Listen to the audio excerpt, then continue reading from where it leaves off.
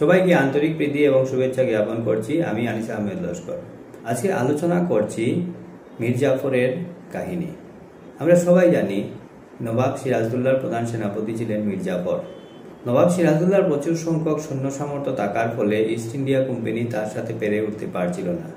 কিন্তু পরবর্তীকালে মীর জাফর নিজ স্বার্থ লাভের ইচ্ছায় ইস্ট ইন্ডিয়া কোম্পানির সাথে মিলে নবাবের বিরুদ্ধে ষড়যন্ত্রে লিপ্ত হন।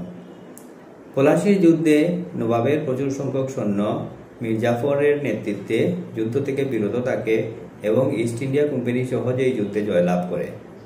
পরবর্তীকালে সিরাজদৌল্লাকে বধ করা হয় এবং প্রতিদানস্বরূপ ইস্ট ইন্ডিয়া কোম্পানি মীর জাফরকে বাংলার নতুন নবাব ঘোষণা করে। আর মীর জাফর নবাব সিরাজদৌল্লার সম্পত্তির অনেকাংশ ইস্ট ইন্ডিয়া কোম্পানিকে উপহার স্বরূপ হস্তান্তর করেন। এইভাবে ইস্ট ইন্ডিয়া কোম্পানি ভারতে দীর্ঘকালীন শাসন প্রতিষ্ঠা করার রাস্তা তৈরি করে নেয়। আপনারা নিশ্চয় ভাবছেন আমি হঠাৎ করে মীর জাফরের কথা আলোচনা করছি কেন। আসলে 300 বছর আগের সেই মীর জাফর আজও জীবিত আছে। সে আমাদের সাথে আছে, আমাদের চারপাশে আছে। তাই আমরা যখনই কোনো সংঘর্ষে লিপ্ত হই তখনই মীর জাফর আমাদের নিজের কোনো না কোনো জনের রূপ নিয়ে আমাদের কাছে এসে উপস্থিত হয় এবং আমাদেরকে আবার ধ্বংস করে। মীর জাফরকে চেনা অত্যন্ত কঠিন।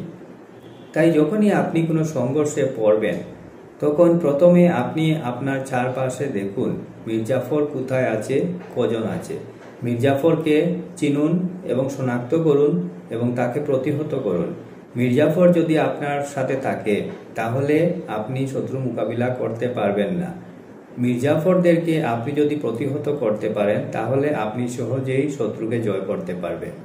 অন্যথায় আপনার ধ্বংস কিভাবে হবে আপনি নিজেই বুঝে উঠতে পারবেন না। ধন্যবাদ।